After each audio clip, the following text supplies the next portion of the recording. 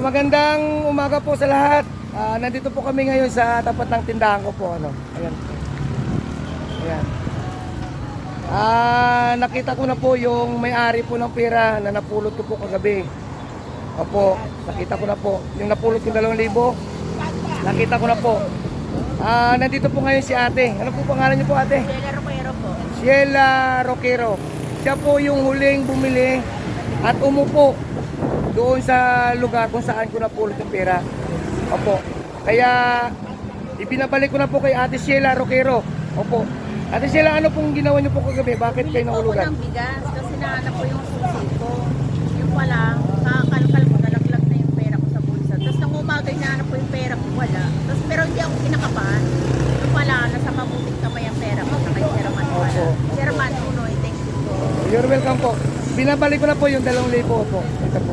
Kay Ate Sheila Roquero. Ay, Ate Sheila, yun po. maraming salamat po, Sir Man Unoy, ng Bukal. Salamat po. Mabait to, Sir Man, ng Bukal.